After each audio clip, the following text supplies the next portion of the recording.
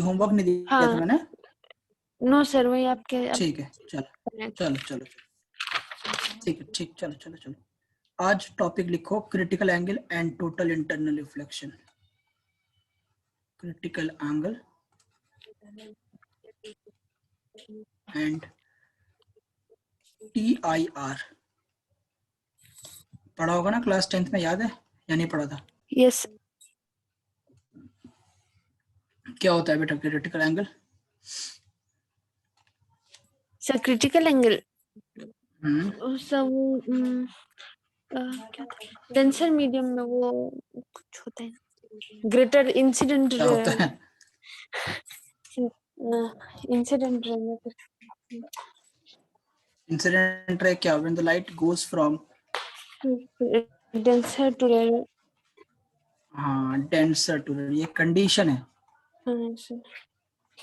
ये कंडीशन, इसके बिना होगा ही नहीं। जब लाइट डेंसर मीडियम से रेयर मीडियम में जाएगी तभी ऐसा होगा। रेयर टू डेंसर ये कभी पॉसिबल ही नहीं है। करेक्ट? यस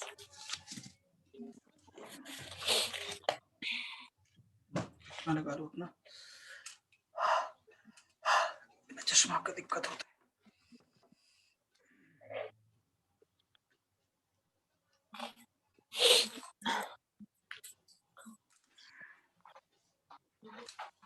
ओके चलो, देखिए बेटा,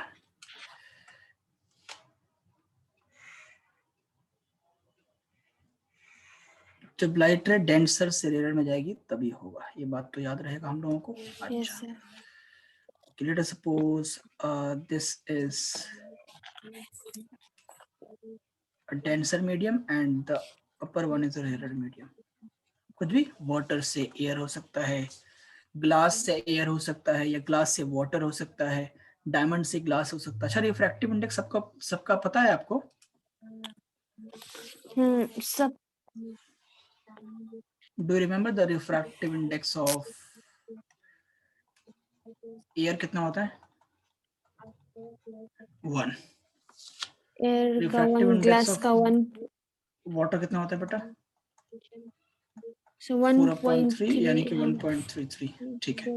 रिफ्रैक्टिव इंडेक्स ऑफ ग्लास कितना होता है? 1.5 1.5 या 3/2। ठीक है। रिफ्रैक्टिव इंडेक्स ऑफ डायमंड कितना होता है बेटा? सर पता नहीं, कुछ 2.42 and it is maximum. Diamond में जो रिफ्रैक्टिव इंडेक्स है 2.42 या मैक्सिमम, इससे ज्यादा रिफ्रैक्टिव इंडेक्स किसी और मीडियम में होता नहीं है। तो डेंसर से रेयरर जो लिखा है, ये कोई भी एक स्पेसिफिक मीडियम की बात नहीं हो रही है। कभी भी light denser to rare, whether water to air, whether glass to air, whether diamond to glass, whether glass to water, whether diamond to water, whether diamond to air, कुछ भी हो। ओके, तो क्रिटिकल एंगल और total internal reflection possible है। Let us suppose एक light ray जो denser से rare में जा रही है, तो वो रिफ्रैक्ट करेगी हमेशा अवे फ्रॉम द नॉर्मल ना बेटा? Yes sir. Late us suppose this is angle of incidence, this is angle of refraction.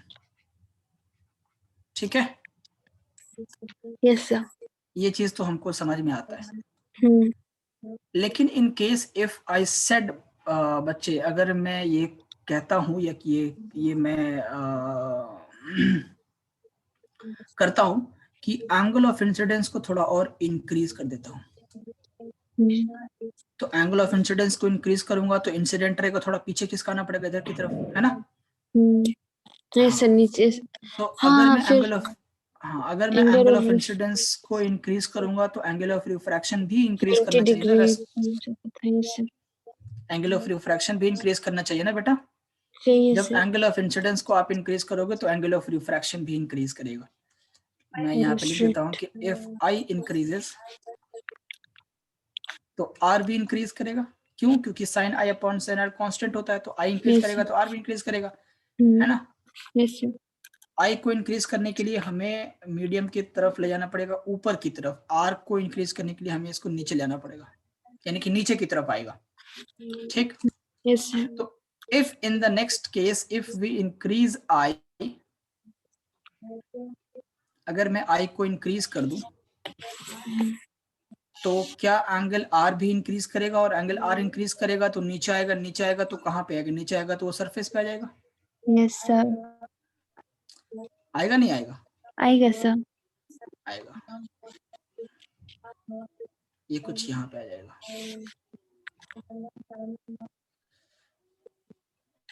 तो that angle of incidence on which the angle of refraction becomes 90 degree, angle R becomes 90 degree, ऐसे angle of incidence को हम लोग critical angle कहते हैं। तो critical angle का मतलब है that angle of incidence on which the angle of refraction becomes 90 degree called as critical angle.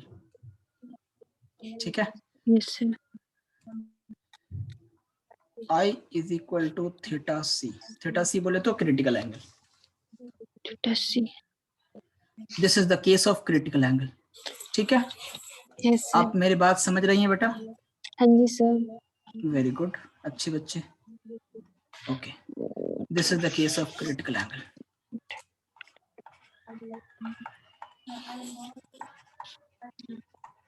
अगर इन केस में एंगल ऑफ इंसिडेंस को और फर्दर इंक्रीज कर दूं, यस सर। क्या एंगल ऑफ रिफ्रैक्शन और इंक्रीज नहीं करेगा? Yes sir. करेगा, है ना? If we keep on increasing angle of incidence, what will happen? Angle of refraction again will try to increase. Yes ये सर। और इंक्रीज करना चाहेगा। हाँ तो जी। जब ये और इंक्रीज करेगा तो क्या सेम मीडियम में नहीं आ जाएगा? आ जाएगा सर, फिर से डेंसर में आ जाएगा, है आ ना? जाएगा। तो जब मैं फर्दर एंगल ऑफ इंसिडेंस को और इंक्रीज करूंगा, in that case what will happen? To increase the angle of refraction, light will come into the same medium, and this seems like reflection. This seems like reflection है। Reflection क्या होता है कि light जब किसी एक medium से, light जब सेम मीडियम में वापस आ जाए बाउंस बैक होके, तो ऐसे फिनोमेना को रिफ्लेक्शन कहते हैं। Yes sir. Bouncing back of light is called as refraction.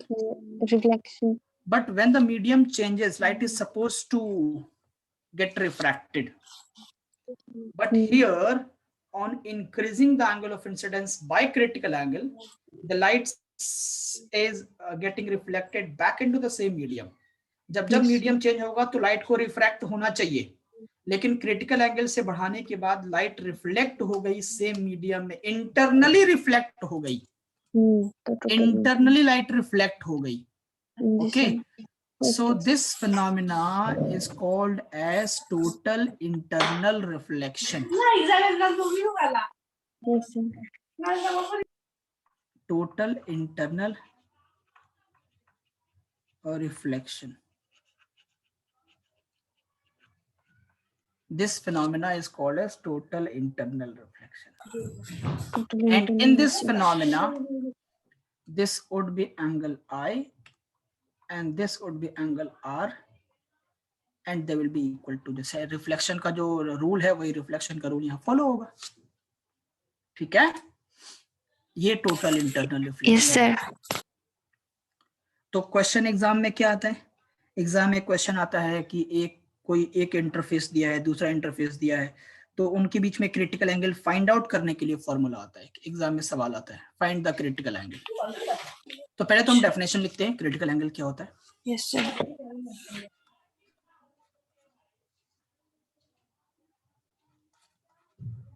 That angle of incidence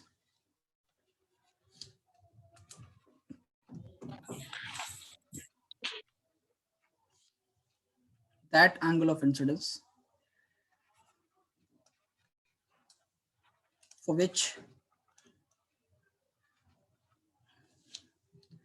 the angle of refraction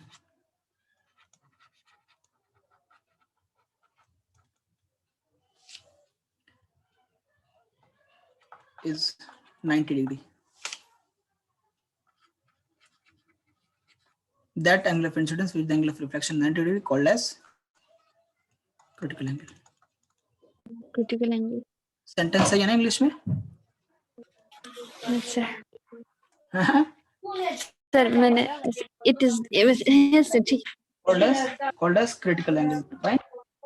yes sir. That angle of incidence on which the angle of refraction becomes 90 degree called as critical angle. ठीक है, अब critical angle को हम किससे denote करेंगे? Theta सी से। Theta C. Theta सी, कई बार किताब में सिर्फ सी लिखा रहता है, कोई बात नहीं, थीटा सी या सी एक ही बात है। ठीक है बच्चे? Okay sir. Okay, critical if the angle of incidence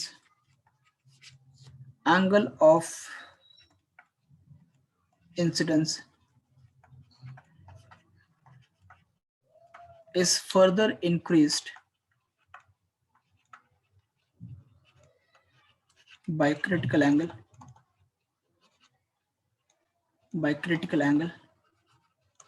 the light gets internally reflected back. The light gets internally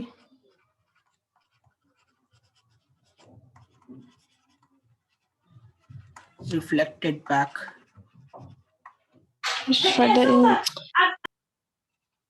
into the same medium.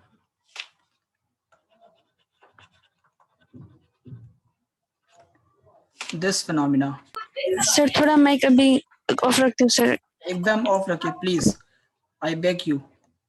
This phenomena is called as,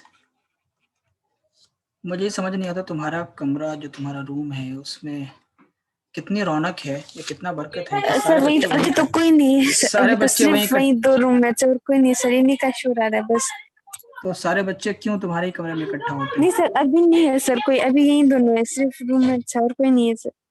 अच्छा, तब भी इतना शोर हो रहा है? Yes sir. अच्छा, वही लोग शोर कर रहे हैं मतलब है? वाह। सर ये सर अभी तो पेंटिंग बना रहे हैं सर, तो थोड़ा शोर हो रहा है। अरे तो पेंटिंग में शोर, हमने पेंटिंग मतलब पेंटिंग में शोर क्या? पेंटिंग तो साइलेंस से बनता है क्योंकि ध्यान ना भटके, गलत ना हो। This phenomena is called as, हम लोगों ने भी पढ़ाई की है ना, ऐसे थोड़े बिना पढ़े हुए तुमको पढ़ा रहे हैं। This phenomena is called as total internal reflection. और हॉस्टल में हम लोग भी रहे हैं।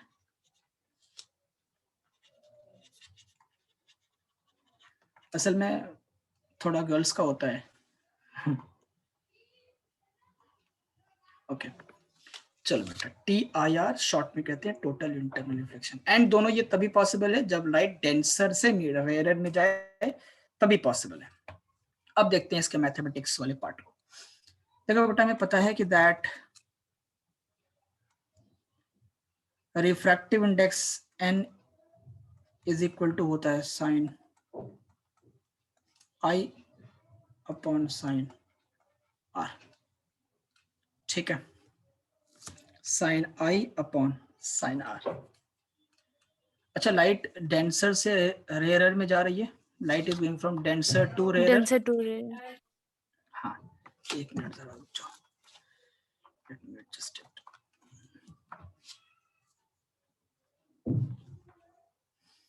डेंसर टू रेयर, ओके, तो इसको ऐसे लिख लो, refractive index of rare medium with respect to denser medium, यानी कि NR upon ND is equal to sine I। Just critical angle के लिए कितना होगा? साइन I नहीं होगा, साइन थीटा C होगा। Sine C. Sine theta C divided by sine R कितना होगा? 90 डिग्री।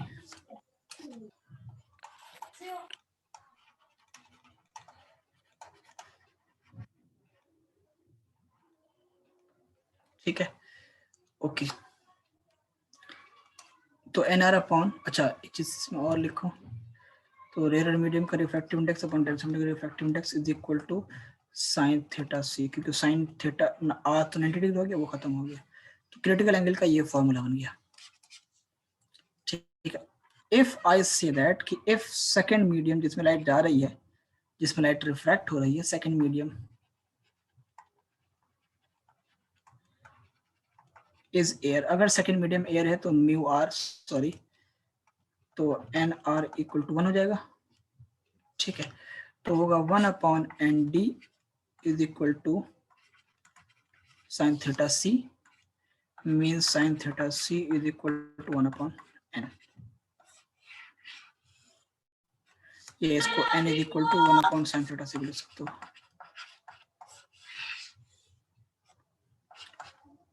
ऐसे क्रिटिकल एंगल हम कैलकुलेट कर सकते हैं, ठीक। या फिर simple theta C is equal to sine inverse.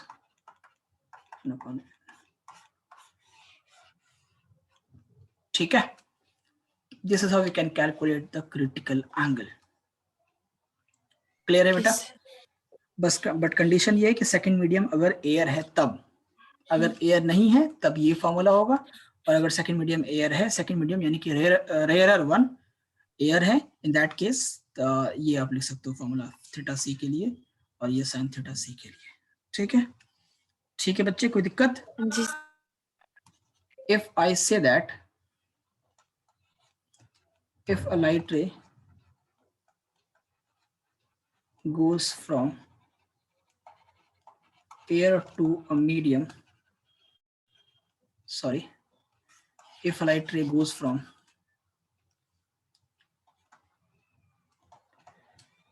a medium of a refractive index √2, medium of refractive index is equal to √2, medium of refractive index equal to √2.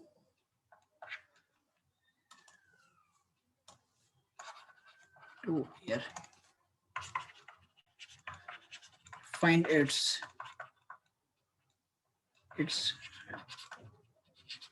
critical angle. Find its critical angle. जल्दी बता दो बेटा, critical angle क्या होगा, कितना होगा, जल्दी से। लाइट किसी एक मीडियम से एयर में जा रही है, ये कोई भी एक मीडियम है 1/√2 और ये एयर है, लाइट यहाँ से यूं गई,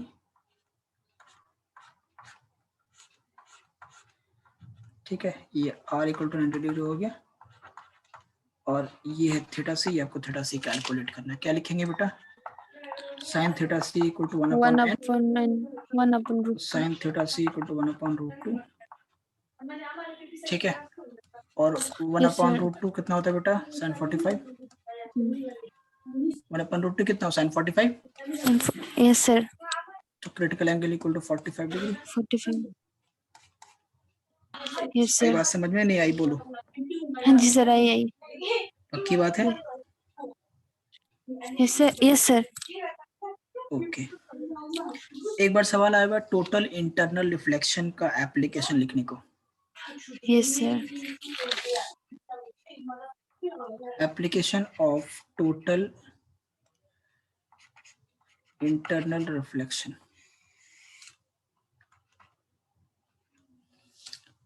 सबसे पहले टोटल इंटरनल रिफ्लेक्शन जो हमें दिखता है वो दिखता है फॉर्मेशन ऑफ रेनबो में। रेनबो में भी अच्छा है। क्लास 10th में पढ़ा था रेनबो फॉर्मेशन? बोलो सर, मेरे को 12th वाला तो याद ही नहीं, 10th का कैसे याद रहेगा? अभी जो पढ़ा था वो तो भूल गई मैं। नहीं 10th सर, वाला नहीं कहाँ से? भूली। आप भी मजाक करते हो नहीं सर। सर, याद है? 10th थोड़ा याद है सर, 11th कुछ याद नहीं आ रहा है सर। 11th कुछ याद नहीं है? अच्छा, तो रेनबो फॉर्मेशन में टीआईआर कहाँ पे यूज होता है, कुछ याद है? यस सर, याद है सर, वो रेन ड्रॉपलेट्स में होता था। हाँ, वाटर ड्रॉपलेट्स में, ठीक है। चलो, फॉर्मेशन ऑफ रेनबो में। और कहाँ पे क्रिटिकल एंगल आपको दिखता है? मिराज, नहीं वो नहीं है। एग्जैक्टली, नहीं सही बोल रहे हो, मिराज फॉर्मेशन में क्रिटिकल एंगल आपको दिखता है। बहुत बढ़िया, नेक्स्ट बोलो। और तो याद नहीं सर, कुछ डायमंड फाइबर था। हाँ exactly, very good, optical fibre.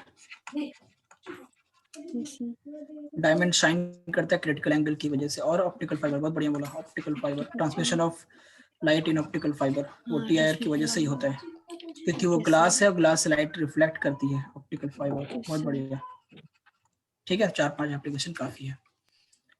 एक बार और सवाल आया हुआ है कि अगर एयर वाटर इंटरफेस है, या एयर डायमंड इंटरफेस है, या एयर ग्लास इंटरफेस है, तो इनके केस में क्रिटिकल एंगल की वैल्यू क्या होगी? खाली बस इतना आप नोट कर लो। बस, क्योंकि कैलकुलेट करने को देखो इनवर्स रूल लगाना पड़ेगा यहाँ पे।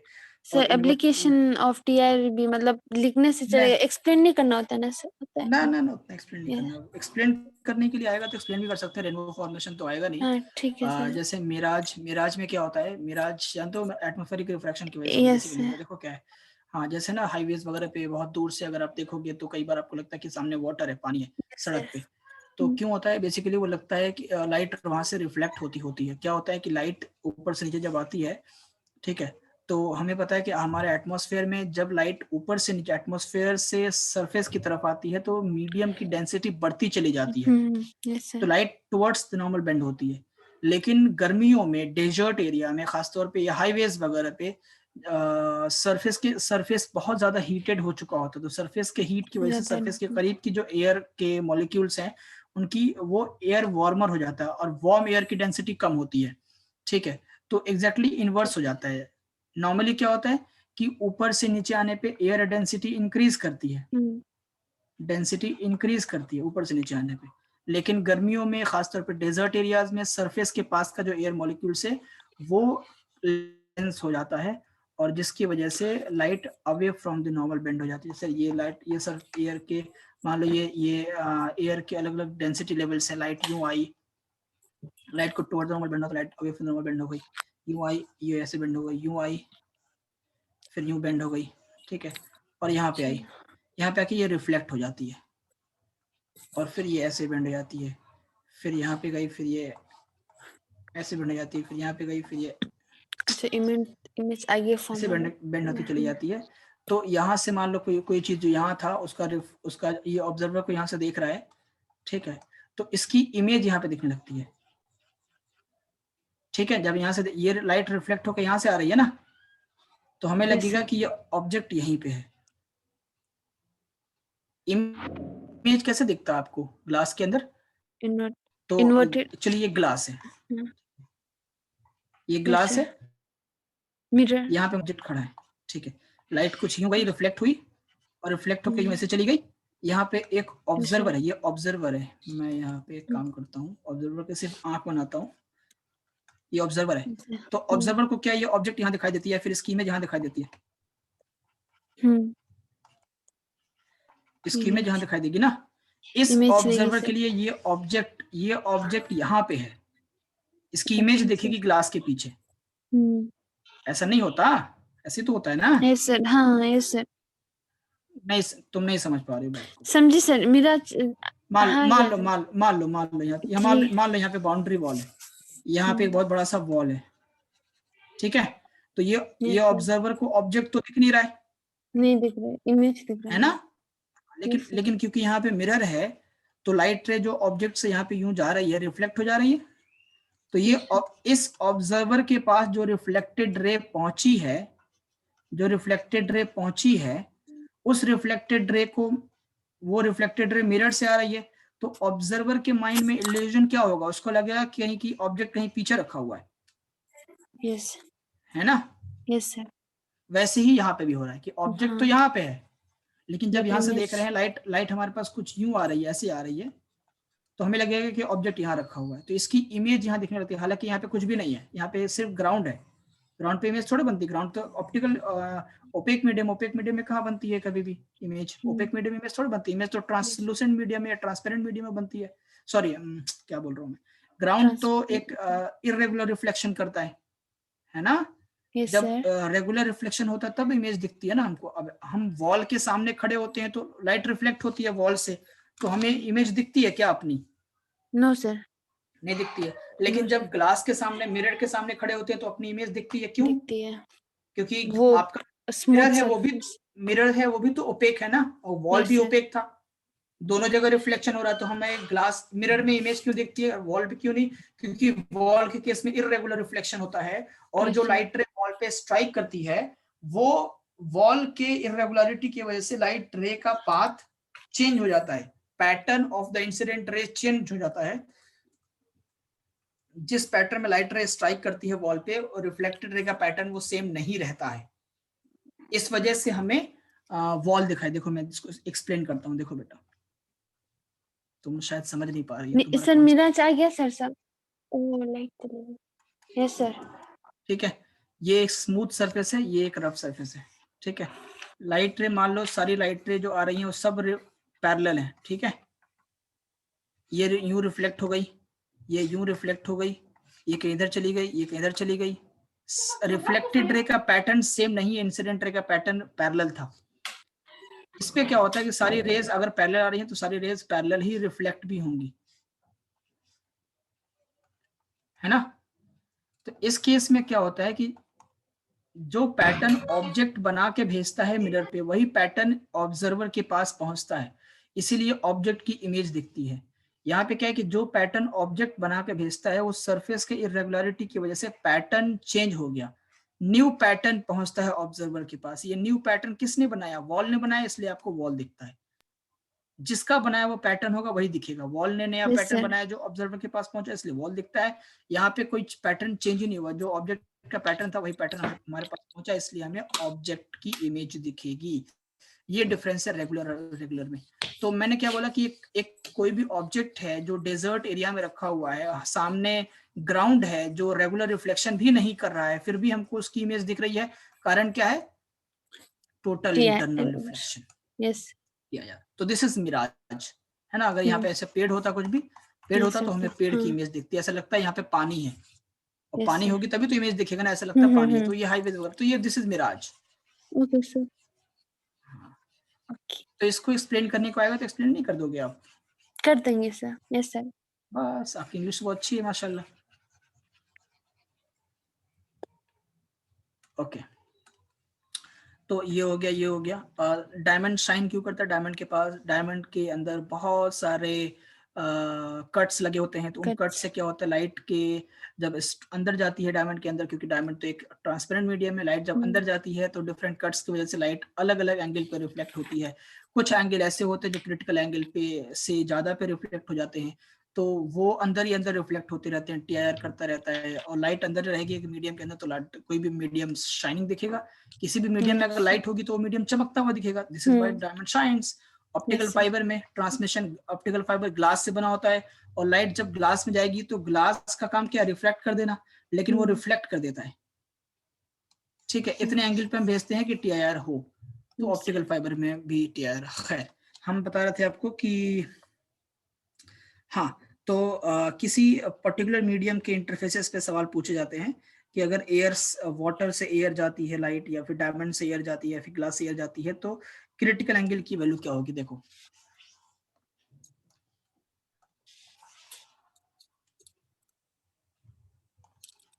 पहला,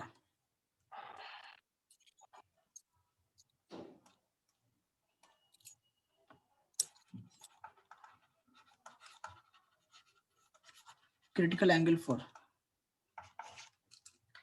पहला, डायमंड से एयर में जाती है लाइट, मान लो डायमंड एयर इंटरफेस। ठीक है, क्या होता है formula? Sine theta C equal to 1/n, यानी कि sine theta C equal to 1/2.42। Diamond का रिफ्रैक्टिव इंडेक्स 2.42 होता है, means theta C equal to sine inverse 1/2.42। तो ये आप कैलकुलेट नहीं कर पाओगे, इसके लिए कैलकुलेटर ही चाहिए, साइंटिफिक कैलकुलेटर वो भी। और जब हम कैलकुलेट करते हैं, एक मिनट मैं कैलकुलेट कर ही लेता हूँ, हालांकि मुझे याद है बट फिर भी कैलकुलेट कर लेता हूँ। साइन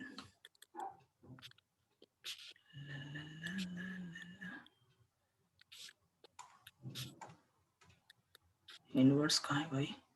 हाँ, साइन इनवर्स, साइन इनवर्स क्या लिख रहा हूँ, एक मिनट रुक जाओ।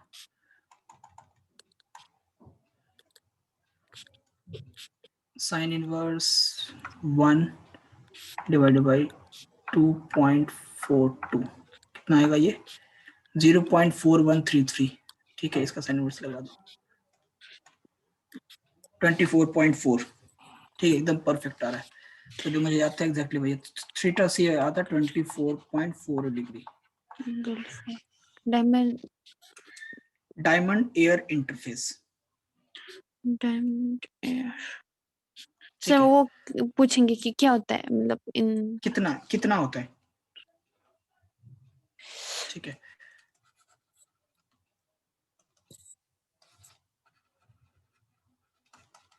for water air interface, water air interface के लिए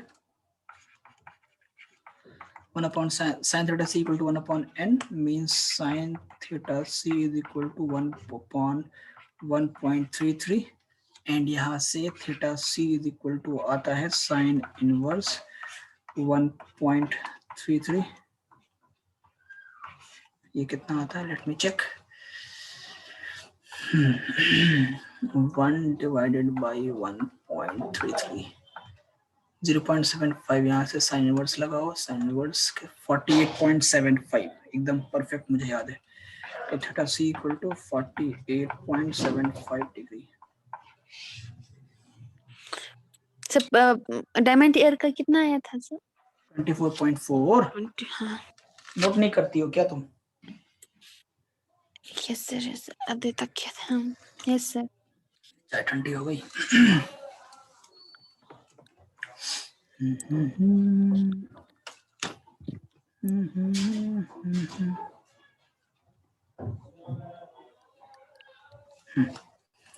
थर्ड है बेटा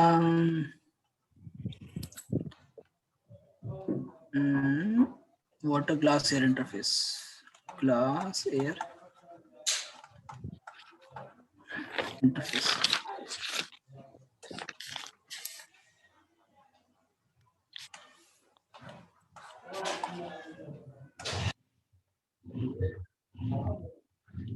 ठीक है. यहाँ से होगा sine 1 upon sine theta C equal to 1 upon n और sine theta C equal to 1 upon 1.5.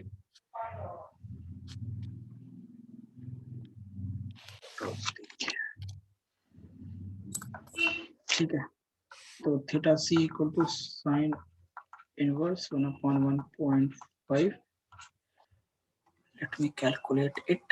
1 divided by 1.5 0.66 transverse sine 41.8. Perfect. Perfect. Theta c equal to 41.8 degree. आई बात समझ में एडजस्ट? हाँ जी sir. Very good.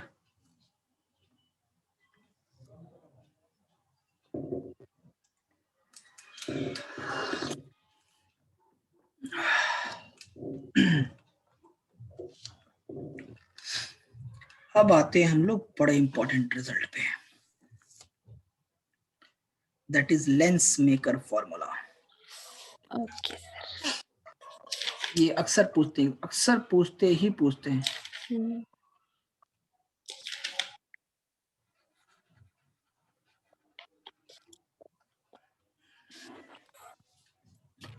Refraction through. मैंने glass slab पढ़ाया था ना? Glass slab है. Yes sir. ठीक है. स्लैब पढ़ा है. ठीक है. रिफ्रैक्शन थ्रू स्फेरिकल सरफेसेस यानी कि लेंसेस. लेंस कितने टाइप के होते हैं बेटा? Convex concave. बस. ने और क्या होता है? कन्वेक्स.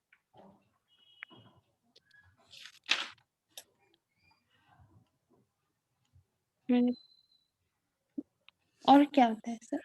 और नहीं होता है? पक्की बात है. नहीं सर मुझे तो इतना याद है सर 10th का. एक होता है बाई कॉन्वेक्स. इसको डबल कॉन्वेक्स भी कहते हैं. या नॉर्मली बच्चे जो है उसको हम लोग कॉन्वेक्स भी कहते हैं. ये होता है by concave. Refraction. Double concave. ठीक है. देखो लेंस के लिए कंडीशन है कि कोई भी सरफेस लेंस तभी हो सकता है जिसमें एटलीस्ट वन सरफेस स्फेरिकल हो. Lens is made up of 2 transparent surfaces. ठीक है. रेक्टेंगुलर ग्लास स्लैब में भी दोनों ट्रांसपेरेंट सरफेस था ना बेटा? दोनों तरफ ग्लास था Yes, और sir. ट्रांसपेरेंट भी था. But rectangular glass slab is not a lens. Why? Because वो रेक्टेंगुलर शेप का. लेंस के लिए कंडीशन है कि एक साइड स्फेरिकल होना चाहिए. At least one side should be spherical. ठीक है. Okay sir. ये जो दो सरफेसेस मैंने बनाई, बाई कॉन्वेक्स और बाई कॉनकेव, इसमें दोनों ही स्फेरिकल है, तो लेंस डेफिनेटली अच्छा। होगा, एटलीस्ट 1 होना चाहिए। अच्छा, अगर मान लो मैं एक प्लेन कर दूं और एक स्फेरिकल कर दूं, तो क्या ये लेंस नहीं हो सकता बेटा? हो सकता है सर। हो सकता है। हम्म।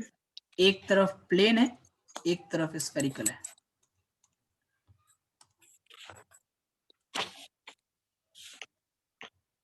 तो दोनों तरफ कॉन्वेक्स था तो बाई कॉन्वेक्स, एक तरफ प्लेन एक तरफ कॉन्वेक्स तो कहेंगे प्लेनो कॉन्वेक्स। अच्छा। समझ रहे हो आप? हाँ जी सर। Very good. पहली बार सुना? नहीं सर, सुना था शायद। सुना था प्लेनो शायद। कन्वेक्स, हाँ, बाई कन्वेक्स। एक तरफ प्लेन एक तरफ कॉनकेव, तो क्या बोलेंगे इसको? Plano concave. Plano concave. ठीक है। Yes sir. प्लेनो कॉन्वेक्स या प्लेनो कॉनकेव को कई बार लोग ऐसे ही बनाते हैं, तो कंफ्यूज मत होना, बुक में देखना तो ये ऐसे ऐसे भी बना होता है। ठीक है, ओके सर। ऐसे या कुछ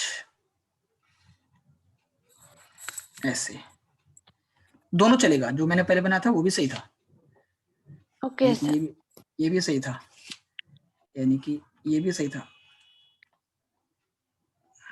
ठीक है, ठीक है सर। नेक्स्ट नेक्स्ट, एक तरफ कॉन्वेक्स एक तरफ और कॉनकेव। उसमें ही कॉन्वेक्स का एक सरफेस लगा दिया, लाइक अ मून। ये आज सुना सर।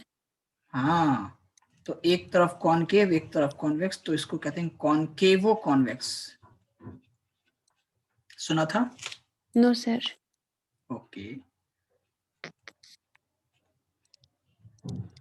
एक तरफ कॉन्वेक्स दूसरी तरफ कॉनकेव, इसको कहते हैं कॉन्वेक्सो कॉनकेव।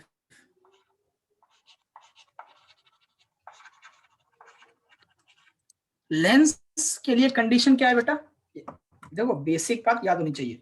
लेंस होने के लिए कंडीशन ये कि one side must be spherical, spherical. दूसरा साइड स्फेरिकल हो भी सकता है, स्फेरिकल नहीं भी हो सकता है। जब दूसरा साइड भी स्फेरिकल होगा तो बाई कॉन्वेक्स या बाई कॉनकेव। अगर दूसरा साइड प्लेन हो गया तो वो प्लेनो कॉन्वेक्स या प्लेनो कॉनकेव। अगर एक साइड स्फेरिकल कॉन्वेक्स का लग जाए, एक साइड कॉनकेव का लग जाए, तो वो कॉन्वेक्सो कॉनकेव या कॉनकेवो कॉन्वेक्स। तो लेंस के अनेक टाइप हो सकते हैं। ओके। ठीक। हाँ जी सर। अब लेंस मेकर फॉर्मूला बड़ा इंपॉर्टेंट है, अच्छे से समझ के चलेंगे।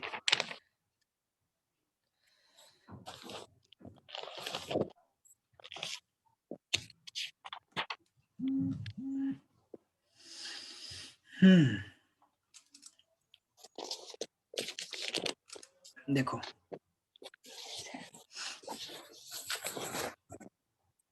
एक तरफ स्फेरिकल बना लेते हैं हम लोग, दूसरा तरफ स्फेरिकल हो भी सकता है नहीं भी हो सकता है, तो कोई दिक्कत नहीं। एक तरफ स्फेरिकल है चलेगा आपका, ठीक है। Yes sir. स्फेरिकल हो दूसरी तरफ या नहीं हो, वी डोंट केयर, होगा तब भी ठीक है, नहीं होगा तब भी, यानी कि this lens maker formula is valid for all type of lenses. ठीक है, यस सर। ओके। इस लाइन को क्या बोलते हैं बेटा? Principal access.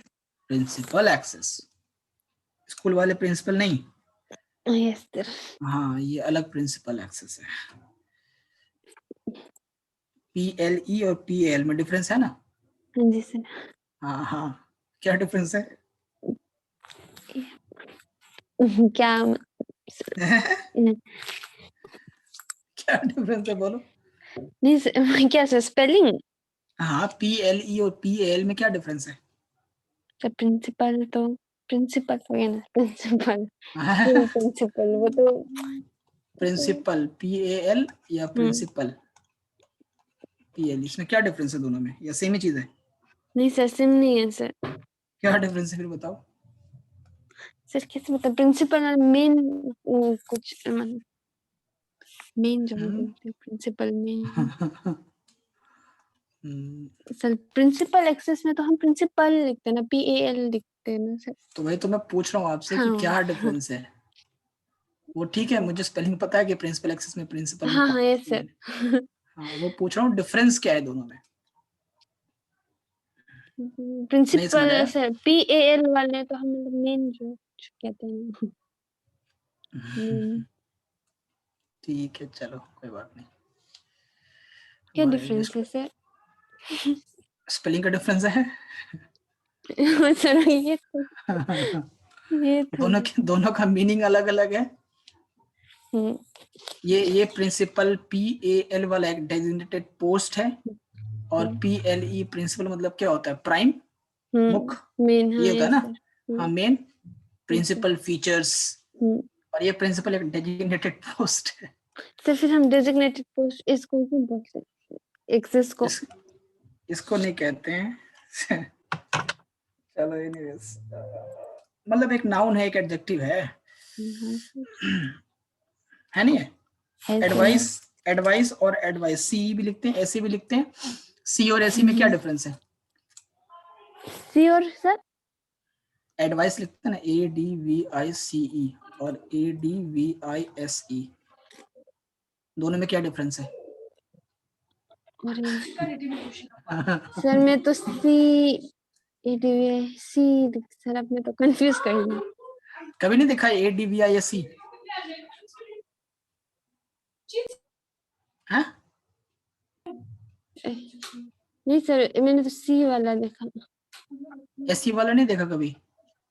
नहीं सर। सर वर्क में कुछ पोलराइजेशन, दोनों में डिफरेंस है कुछ? कभी S है, बोलो। S से नहीं देखा और Z से नहीं देखा, बोलो सही बताओ। देखा सर।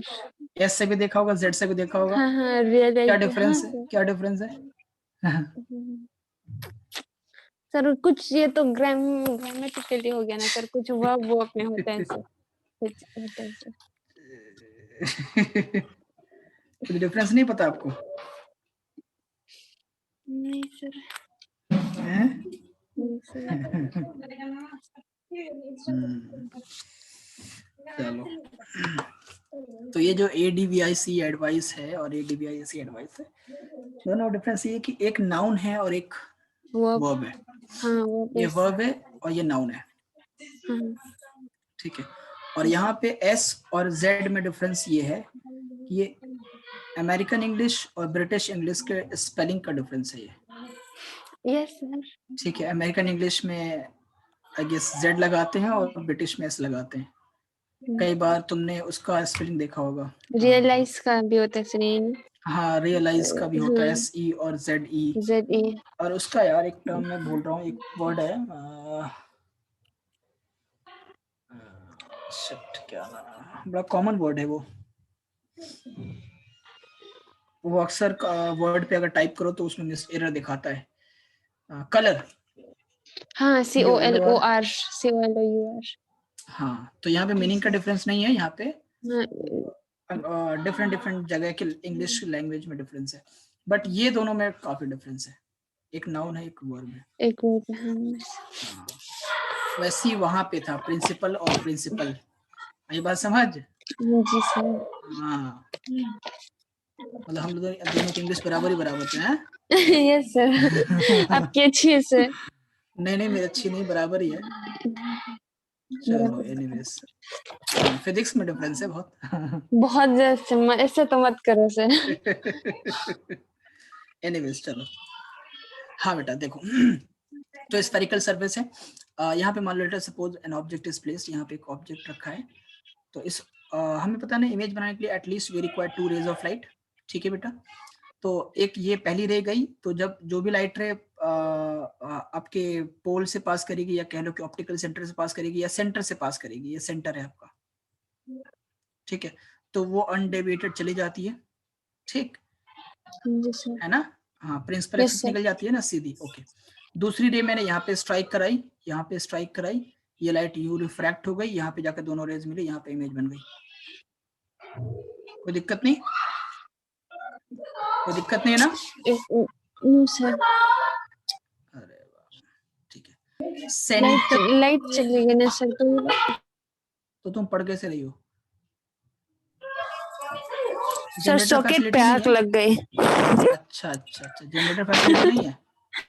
सर इन्वर्टर तो लगा था, पता नहीं क्या हो गया सर, क्यों आग लग गई सर। तो बच्चे चीख क्यों रहे हैं? बच्चे चीख क्यों रहे हैं? कोई इमरजेंसी तो नहीं है ना? नो सर, ये फिजिक्स स्टूडेंट नहीं है ना, इसलिए हैं? फिजिक्स स्टूडेंट्स नहीं ना सर, इसलिए डर गए। अच्छा ओके ठीक है। तो तुमको पढ़ाया ना मैंने करंट इलेक्ट्रिसिटी, जब फ्यूज वायर मेल्ट होता है तो कैसे इसको यस सर, मेल्ट हो गया सर। तो कैसे इसको ठीक करते हैं, जाके ठीक करो, अप्लाई फिजिक्स। जल जाऊंगी। हाँ, लेकिन कॉशन के साथ। एनीवेज चल बेटा, देखो यहाँ पे तो अरे यार, ये ऑब्जेक्ट है और ये इमेज है, ठीक है। इस ऑब्जेक्ट की इमेज यहाँ बन जाएगी। ओके चलो, सेंटर से हमेशा नॉर्मल ड्रॉ करते हैं, सेंटर ऑफ कर्वेचर से नॉर्मल ड्रॉ करते हैं। तो ये नॉर्मल ड्रॉ कर दिया मैंने, ये आपका नॉर्मल है, ठीक है। ये आपका एंगल ऑफ इंसिडेंस है, ठीक, और ये एंगल ऑफ रिफ्रैक्शन है। सर आवाज नहीं आ रही सर, बहुत शोर हो रहा है। ठीक है, कल पढ़े हम लोग। यस सर, लेंस मेकर मेरी से आवाज, सर। हाँ सर लेंस सारे मेकर से। वो हो गया सर, मेरे कमरे की भी लाइट जल गई सर, बंद हो गया सब। अच्छा, तो फिर नहीं पढ़ पाओगे ना, कल पढ़ेंगे फिर, ठीक है। ओके सर, हाँ ये इस पिक्चर को बना लो, ठीक है। स्क्रीनशॉट देती हूँ। Yes sir. हाँ स्क्रीनशॉट ले लो, कल लेंस मेकर फॉर्मूला प्रूव करने का, ठीक है। Yes sir. ठीक है, चलो कोई बात नहीं, कल पढ़ लेंगे बेटा, कोई दिक्कत नहीं, कोई दिक्कत नहीं। Sorry sir. अच्छा हाँ, कोई बात नहीं, इट्स नॉट योर फॉल्ट, कोई बात नहीं, it's electricity fault, not your fault. तो मैं आपको ना मैंने